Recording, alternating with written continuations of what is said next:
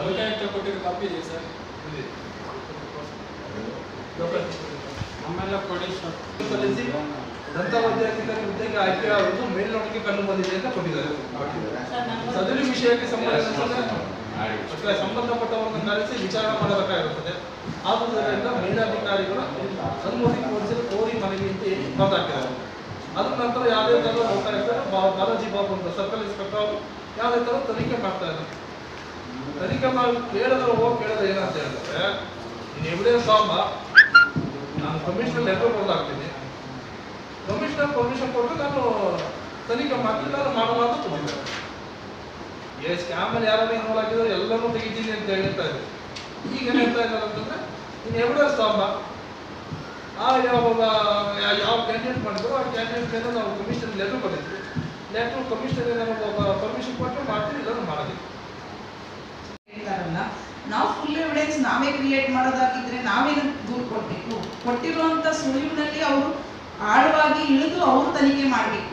ಎಲ್ಲನೂ ನಾವೇ ಮಾಡೋದಾದ್ರೆ ನಾವೇನು ದೂರು ಕೊಡಬೇಕಾಗುತ್ತೆ? ನಾವು ಸ್ವಲ್ಪ ಕೊಟ್ಟಿದ್ದನ್ನ ತನಿಖೆಯಲ್ಲಿ ಎಲ್ಲ ಹೊರ ತೆಗಿಬೇಕೇ ಹೊರತು ಎಲ್ಲನೂ ನಾವೇ ತೆಗಿಲಿಕ್ಕೆ ಸಾಧ್ಯ ಇಲ್ಲ. ಅದನ್ನ ಲೋಕಾಯುಕ್ತ ಮನಗೊಂಡು ಅವರ ಅರ್ಜಿನ ಪರಿಶೀಲನೆ ಮಾಡಿ ಏನಿದೆ ವಿಷಯ ಅದನ್ನ ಹೊರ ತೆಗೆದು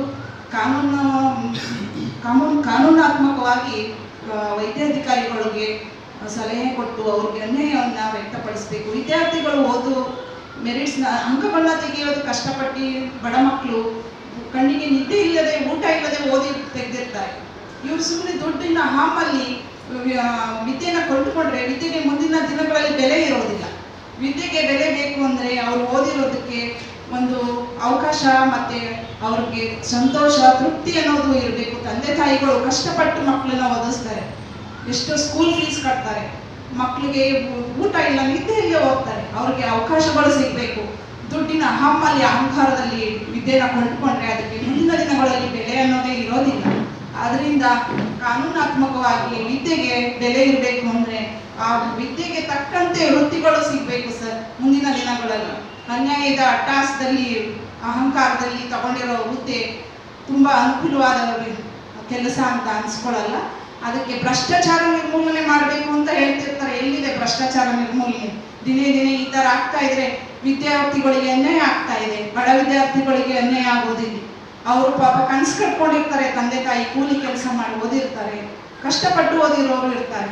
ಕಷ್ಟಪಟ್ಟವ್ರಿಗೆ ಬೆಲೆ ಇಲ್ಲ, ಸುಖದಿಂದ ತಗೊಂಡಿರೋ ಅಧಿಕಾರ ಯಾವತ್ತೂ ಉತ್ತಮವಾಗಿರೋದಿಲ್ಲ. ಅದಕ್ಕೆ ಎಲ್ಲರೂ ಸಹಕರಿಸಬೇಕು. ಮಾಧ್ಯಮದವರು, ಪ್ರೆಸ್ನವರು ಆಗಲಿ ಮತ್ತು ಲೋಕಾಯುಕ್ತ ಕಾನೂನಾತ್ಮಕವಾಗಿ ಎಲ್ಲರೂ ಅವರಿಗೆ ಹೊರಗಿಸಿ ಈ ಅನ್ಯಾಯವನ್ನು ತಡೆಗಟ್ಟಿ ಮುಂದಿನ ಕ್ರಮವನ್ನು ನೀತಿ ನಿಯಮವಾಗಿ ಅನುಸರಿಸಿ ನ್ಯಾಯ ದೊರಕಿಸ್ಕೊಳ್ಬೇಕು ಅಂತ ನಿಮ್ಮಲ್ಲಿ ಮನವಿ ಮಾಡ್ಕೊಳ್ತಾ ಇದ್ದೀನಿ. ನಮಸ್ತೆ. ದಂತ ವೈದ್ಯಾಧಿಕಾರಿಗಳ ನೇಮಕಾತಿಯಲ್ಲಿ ಆಗಿರೋ ಅಕ್ರಮ ಮತ್ತು ಭ್ರಷ್ಟಾಚಾರದ ಬಗ್ಗೆ ನಾವು ಲೋಕಾಯುಕ್ತ ದೂರು ಕೊಟ್ಟಿದ್ದು. ಲೋಕಾಯುಕ್ತದಲ್ಲಿ ಯಾವುದೇ ಬೆಳವಣಿಗೆ ಕಂಡುಬರದಿದ್ದರಿಂದ ನಾವು ಈ ಪತ್ರಿಕಾಗೋಷ್ಠಿ ಮಾಡ್ತಾ ಇದ್ವಿ.